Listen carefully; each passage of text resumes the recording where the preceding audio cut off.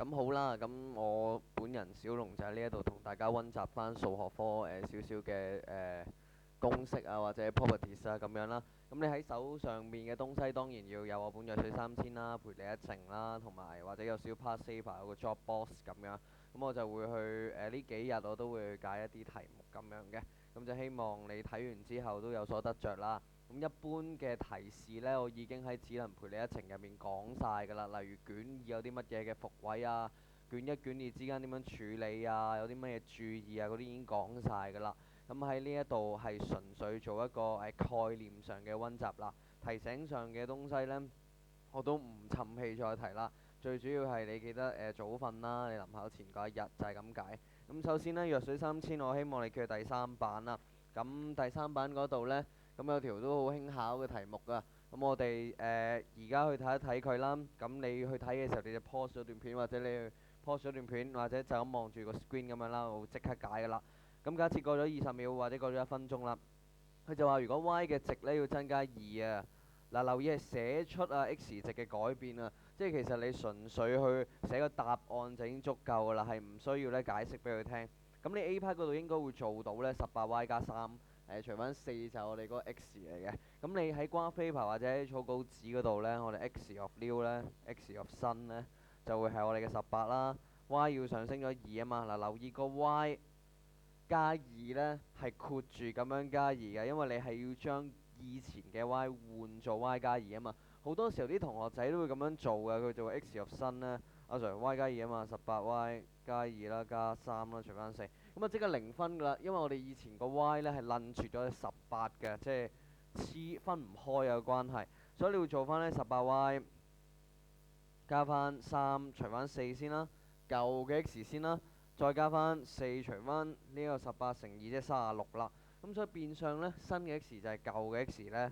我哋舊嘅 x 呢加翻9，咁所以就會 increase 咗by 9啦。咁如果你 B part 嗰度寫答9呢，又係0分嘅大佬。人哋話寫出 x 值嘅改變，咁啊增加咗9定係下降咗9呢？咁樣呢一啲你都需要知道嘅，就係咁解啦。咁然後我哋就去到第12版啦。好多同學都有問到第12版呢條題目。嗱，第12版呢一條題目呢，即係假設你都已經係睇咗題目啦，咁啊超正嘅，佢就話 A 呢係40啦，咁係0度喎，極坐標 polar 喎，咁即係代表呢，我哋 O 聯到去 A 呢個長度就係4啦，而逆時針所嘅角度呢就係0度，隔離嗰邊廂呢逆時針所嘅角度呢係120度嚟嘅，咁所以其實你會畫咗個大約咁樣嘅公仔出嚟啦，呢度係我哋嘅 B 點啦。而 OA 同埋 OB 長度均為4嘅，呢一個就代表個長度啦，44嚟嘅。咁然後中間隔咗82度，呢個長度係4啦，呢個坐標咁樣拎開咯。咁然後佢就話啦，而家有個 P 點呢喺極坐標平面上面喐，令到嗱呢個高質素，佢就話同 OA 同埋 OB 保持等距。咁好多時呢，你就會知道，咦，同兩條直線保持等距呢，得一隻考法嘅啫，就係我哋嘅角平分線㗎啦。如果你本身 given 嗰兩條直線呢並唔係我哋嘅係平衡的話，咁佢一定係角平分線㗎啦。咁所以呢，其實你一判嘅時候呢，你判咗呢一條先㗎啦。阿 Sir 條拋咪咁樣咯，你任何一個垂直距離都一樣啊嘛，咁即係你咁樣，我哋又要垂直嘅，你呢一個垂直距離呢，又要等於我哋呢一個垂直距離喎。嗱，呢一啲就係所謂拋上面呢與我哋直線嘅垂直距離。咁好多時你會問呢個問題就係，咦，阿 Sir 角平分線唔係應該咁樣延埋過去嘅咩？嗱，留意條題目嗰個主角位呢都非常之高質素。個主角位呢，佢係喺度問到我哋嗰個 P 點呢係同 OA 同埋 OB 保持等距啊，即係佢純粹呢就係 consider 咗呢一段同埋呢一段。嗱，咁講啦，如果你俾我嗰度呢係得呢兩段嘅話，咁我哋拋可唔可以行對第三 quadrant 呢？我哋第三象限呢，我哋試想想，如果走到嚟第三個象限嘅話呢，其實你已經定義唔到垂直距離啦，因為第三象限嘅呢個位置呢，同我哋 OB，let's say OB 啦，你第一個咁樣嘅距離已經，咦，阿 Sir，我點畫啲距離呢？啲距離都做唔到90度垂直距離嘅喎，因為距離用90度定義啊嘛。你係一定焗住要將條 OB 呢延伸一下，你個垂直距離先會出嚟嘅喎。係嘛？咁所以呢，你會發覺其實我哋今次條 tile 呢，就淨係得第一個 quadrant 啫，因為我特登將條題目改咗 OBOA 呢一個，亦都係考核你對角評分線係咪真係了解，係咪見到呢兩條直線啊背個角評分線上去呢？如果我 fix 死咗嗰兩條直線呢，係得半條嘅話，即係 cross 咗一個 quadrant 嘅話，過唔到去呢一度，呢條過唔到去隔離。咁我哋嗰個角評分線嘅 locus 咧要做少少修整㗎啦，就係咁啦。咁所以你發覺到評分呢個隻角度啦，60度啦，我哋拋啦就叫做 R60度咁樣嘅。咁佢而家就話呢，我哋如果有 OQA 係90度嘅話呢，咁點算呢？ O 喺呢度啦，A 喺呢一度啦，要做到 OQA 係90度的話呢，咁你都會發覺到，咦 OQA 係90度。喺上面一點，任何一點都叫做 Q 噶啦。不過咁啱呢 OQA 真係90度嚟嘅。咁其實都係一個打法啦。你會見到，因為你等 U 三角形嚟噶嘛。等 U 三角形，如果咁講啊，90度啊，Sir 呢度4啦，呢度60度。咁你首先用 cos 呢揾到我哋嗰個 OQ 先啦。cos 60度就我哋嗰個 OQ 除4啦，即刻計嗰個 OQ 出嚟先。然之後隻角度就60度啦。於是乎呢，我哋呢一個 Q 仔呢，就會係我哋嘅 OQ 嘅60度啦，就係咁嘅。其實都將 locus 夾硬擺落極左邊嗰度，等你學到多少少嘢啦。有到14啦，係啦，14版有條咁嘅題目啦，其實冇乜嘢嘅。我 marking 嗰度我手快快打錯咗，就唔應該叫最大可能容量嘅，應該叫 upper limit 嘅。因為而家呢，佢就話有隻杯啦，其實啲數字都唔使睇噶啦，有隻杯啦。咁你倒啲水落去啦，H2O 啦，兩個 H 一個 O。佢問你會唔會 overflow 喎？如果我哋呢一個 measurement 係 in terms of 有少少 error 晒，有少少誤差的話，咁你去比較呢，就一定攞呢個空嘅最大呢去 VS 個水噶啦。因為你咁諗啦，如果我容納到，譬如傲然教育容納到人數最多都唔夠你嘅人數嘅話呢，咁我哋唔得啦。阿 Sir，我哋傲然教育，譬如最多擺到1000人。你話嚟多2000個新移民，喂，我哋而家用個最大值頂一頂，睇下最大值呢，夠唔夠你嗰個係2000人去比較啦？冇理由攞最細㗎，最細咪唔擺嘢咯，係咪先？最細咪傲然教育一個人都唔錯入嚟咯，咁樣。咁我哋個最細容量唔會攞嚟同嗰個新移民嘅人數嚟比較啊，比較親一定攞呢我哋最高嘅上限，我哋再上限值 upper limit 呢去比較嘅，係咪先？就係咁啦。有人觸犯你底線，你都會諗一諗啊，我承受到嘅壓力呢係幾多呢？咁樣你都唔會諗最少噶嘛，諗最大頂到幾多啊嘛。然後呢，就會去到我哋嘅38頁啦，有條咁樣嘅題目。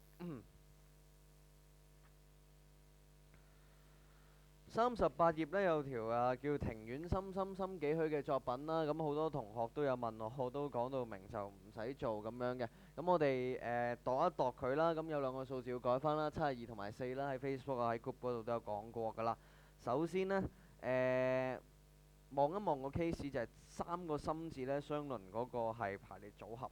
咁你要諗一諗先，3個心字你當一 group 啦，我當呢個叫 A B C C C D E 啦，即係捉蟲啦，攞庭院深深深幾許嚟出呢，即係如果要抄或者抄到傻傻地，3個心字要一齊，咁你首先當呢3個心字係一 group 啦，一 group，剩低4個，咁即係 total 5 group 啦，係啦。然之後你會發覺到，咦阿 Sir，正常呢，我哋做完 total 5 group 之後呢，就要再乘翻 internal distribution 噶嘛？呢3個人一齊唔係3 factorial 咩？問得好啦，因為呢3個字都一樣嘅，咁所以我哋唔需要再處理 internal distribution 啦，就唔跟一個乘3 factorial 嘅，就係咁啦。到 B 啦，同字唔相鄰嘅排列數目，嗱呢個正啦。咁其實你同字就係得 C C C 啫，咁即係得深深深啫。你個做法就係將 A B D E 擺喺度，佢哋4 factorial 嘅行法，咁然之後插空。就喺 A、B、D、E 呢4個字之間呢，插啲 C 落去。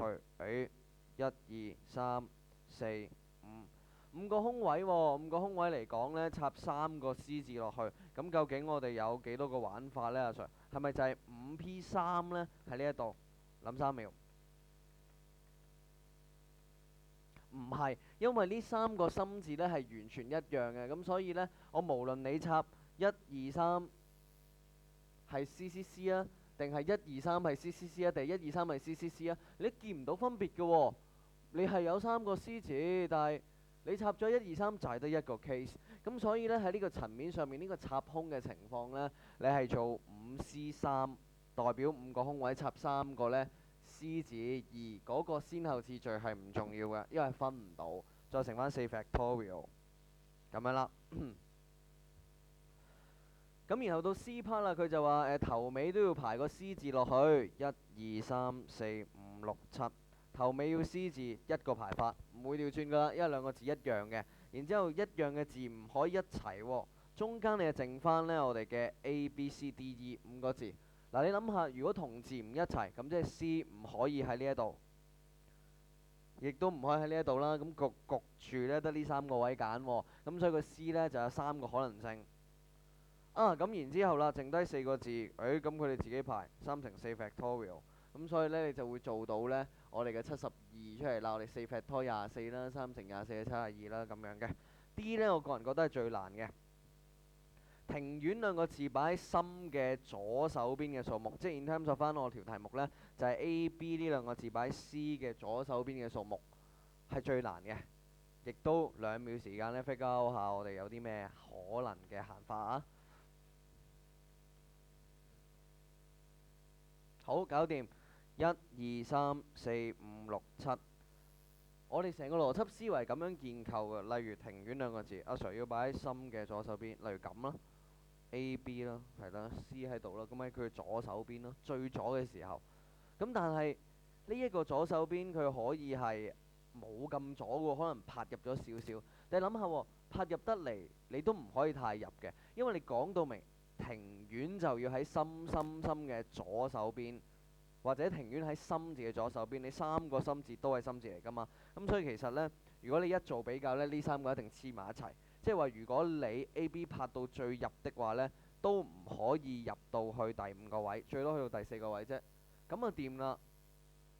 既然我哋嗰個係C 字咁擺啊，諗一諗。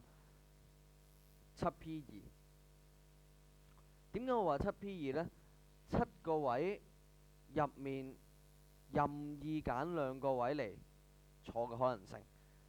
阿 Sir，我做呢，我7P2乘2 factorial 呢就係84，但我唔知點解喎，就係因為望嘅時候呢，俾我 fix 咗，就係俾庭院同埋個心字 fix 咗。庭院就喺心字嘅左手邊。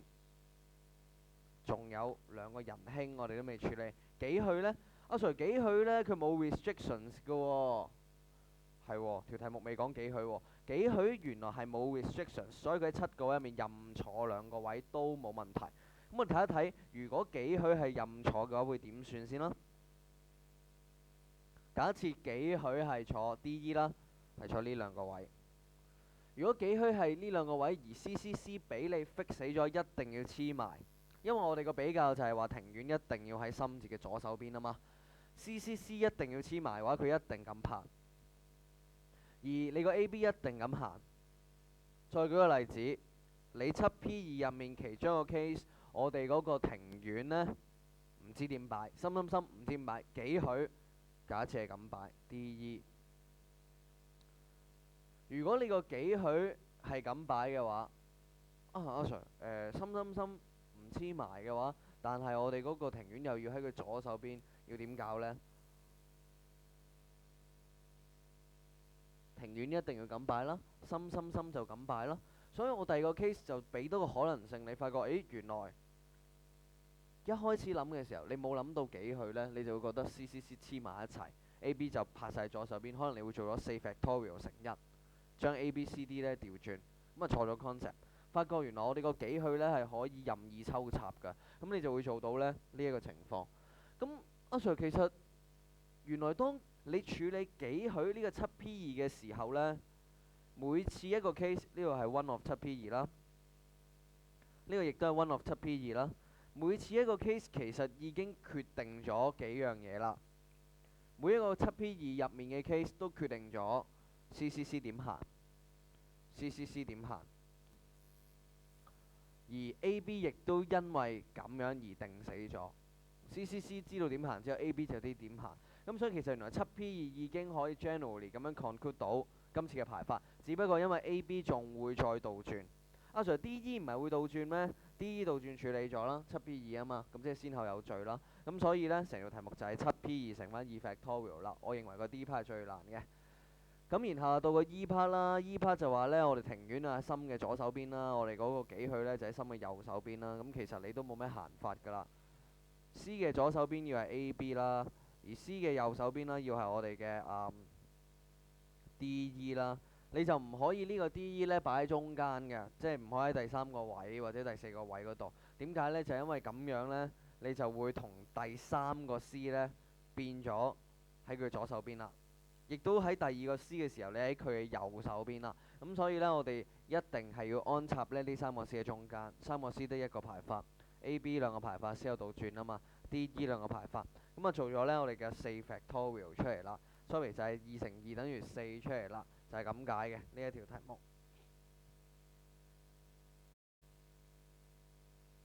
跟住呢，就到我哋46頁嗰條 linear programming 啦，咁都同過你講2014年呢，出完條大單嘢之後呢，咁我哋一般都唔會再翻炒，識呢，以我呢一條題目作為依歸就夠噶啦。因為我呢一條題目呢都出到非常之久啊，你有做到的話，你畫咗呢個公仔出嚟啦。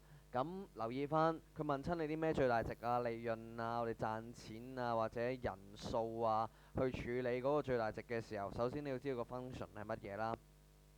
咁做咗呢個 function 啦，咁啊上唔係8萬加7萬咩咁樣，咁你都 OK 唔使嘅，因為你要發覺到我哋成個 XY axis 嗰個 scale 呢都縮細咗嘅，咁所以你做翻8x 加7y 呢，咁樣其實都夠，但係重點都唔係縮 axis 嗰度，重點係呢，一般你做題目呢，嗰個最大最細值就出現喺角位嘅，咁亦都係我哋Lagrange遲啲大學嘅時候會講嘅東西啦，出現喺角位嘅你嗰個solution。但係由於 x、y 呢，其實你都係一個 integer 嚟嘅，即係一個整數嚟嘅。咁所以如果你去揀攞角位呢，都發覺有啲事喎。呢點都唔係我哋 integer 嚟嘅，x、y 都唔係 integer 嚟嘅喎。咁所以就要攞呢最接近角位 integer 啦，例如呢點、呢點、呢點同埋呢點啦。呢一啲我哋都會叫做係最接近角位嘅 integer 嚟嘅。咁所以呢，你都會留意下啦。我哋有一啲咁樣嘅properties 嘅。如果當你去計 corner solution 嘅時候，佢哋並唔係一個整數，而條題目要求 x、y 都係整數，咁你就一定退而求其次啦，揾啲最接近佢嘅 solution，就係咁。然後到46版啊，46版有啲咩問題呢？好多同學都過咗46版啦，就到51版啊，有條咁樣嘅題目啊，阿樂嘉一個借錢嘅題目啦。咁佢就有啲咁嘅東西啦。Suppose 你都已經睇好咗個題目，咁同你落一落個判定嘅啫。有啲字眼我覺得你睇得唔清楚。佢話借咗呢係1萬蚊，beginning of 一個4月啦，即係啱啱好啦，4月1號我哋啱啱過去咗啊。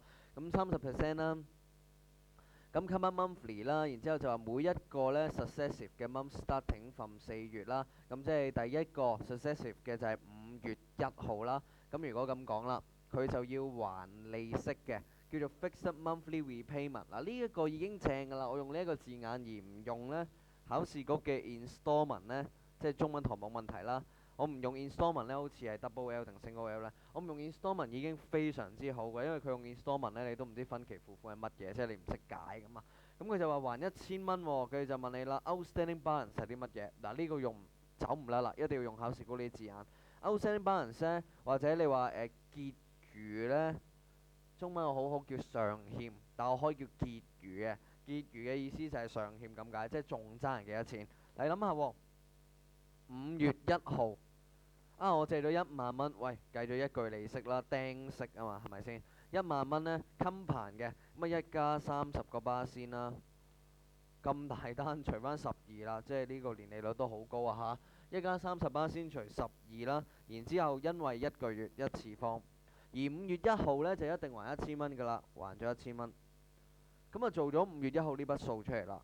到6月1號，6月1號，咦阿 Sir，我仲爭人咁多錢喎，咁啊用呢一筆錢做複息咯。你冇理由仲用1萬蚊做複息㗎嘛？1萬蚊係第一筆錢，即係第一次爭人嘅錢，但係你會一路累計上去㗎嘛？呢個就係利搭利呢，我哋大耳窿啊或者貴利佬啊嘅恐怖之處。調翻轉嚟講，你儲錢嗰個 compound interest 嗰個效果，嗰個滾雪球嘅效應都係咁大嘅，就係咁啦。咁你將5月1號嗰筆錢啦，sorry， 5月1號嗰筆錢啦，再乘1加30個巴仙除2除12啦，記一次方再還1000蚊。嗱，留意喎，我盡量絕對唔會將5月1號撳機，因為你撳咗機之後你睇唔到佢係 GS 嚟㗎啦。當你唔撳機呢，你就可以將呢一個1.025呢係咁路乘入去。你路乘入去之際呢，你就會做咗，咦？阿 Sir 佢全部都係 GS 嚟嘅喎。譬如呢一個乘咗入去啦，你就見到2次方啦嘅1000啊，跟住呢我哋嘅1次方嘅今次呢，我就將後面啲1000抽晒出嚟，睇靚仔啲咁樣嘅。所謂嘅怪獸數列，我哋第18、19題嘅一個考慮啊。咁然後就到52啦，我講一講52啦，輕輕講一講，其實都冇乜難度嘅呢一啲 Peter 俾料嘅題目，佢就話運行啦。咁英文我哋 allow walk，allow walk 呢佢就入咗係10000蚊，每一年年初呢都會比前一年入多。嗱，留意全入多10%呢，呢個比呢係講緊前一年全入。好多同學搞錯咗，佢就以為呢入多10%就係比上一年嗰個結餘，比上一年嗰個 amount 本利和入多10%，呢個錯晒邏輯嘅。我哋話比上一年入多10%，呢個入多係與上一年入錢嘅時候做比較噶嘛，就係咁解啦。呢度都係 he deposits 呢10% more than he does。佢做咗啲乜嘢？佢做咗入錢咯，舊年。喂，大佬，你儲複息係銀行做㗎，唔係佢做㗎。所以題目用 he does 呢，亦都係考試局慣用嘅字眼，就係講緊入錢嗰筆嘅比較係多10個巴仙啦。呢一啲題目上嘅字眼呢，我哋都會喺火班啊，或者喺中文嘅邏輯班嗰度再講得清楚少少㗎啦。咁你留意翻第一年入咗呢係10000蚊，我當條題目呢問第二年年尾先算啦。你第一年入咗10000蚊，第一年年尾呢筆10000蚊佢會變咗做年利率8個巴仙，一次方先啦。但係你而家問緊我個時間線係第二年年尾啊。嗱，時間線做得唔好嘅話呢，你唔好睇嗰套乜鬼嘢EU 咩超時空唔知乜鬼啊，朱千蝕嗰套啦。即係你嗰啲時間線搞唔清楚，你睇落去會一嚿雲㗎，唔好搞嗰啲啦。亦都冇睇異空戰士啊，我哋 Tom 國老師嗰套。10000乘翻1.08，阿 Sir 第二年年尾做咗2次喎，2次方，亦都係如果你覺得咁樣就係第二年年尾嘅話，你唔好買任何嘅保險啊、投資啊、產品嗰啲，因為你會覺得，咦，我每個月都供一筆錢俾佢，最後話我攞翻第一筆入嘅錢咪夠咯，咁樣你即刻會俾人呃晒錢㗎啦。你第二年呢已經入咗一筆比上一年多10個巴仙嘅錢，即係第二年入咗呢一筆。第二年年頭入咗呢一筆，但係我問緊你第二年年尾喎。第二年年頭入落去嘅擺就擺到一年咯，擺到第二年年尾啊嘛。假設你1月1號入到12月31號啦，咁所以呢一筆10000呢，佢就會嗱，呢個係我哋新嘅本金啦 P 啦，再做翻1.08嘅複息一次方。咁樣開嘅，我哋喺第二年年尾嘅時候，咁所以呢，你就唔好搞錯呢一單嘢啦，即係唔好覺得第二年年尾一係得呢筆，一係呢個 principal 就變咗10000乘翻1.08咁樣，咁我話嘔晒茄㗎啦，就係咁解。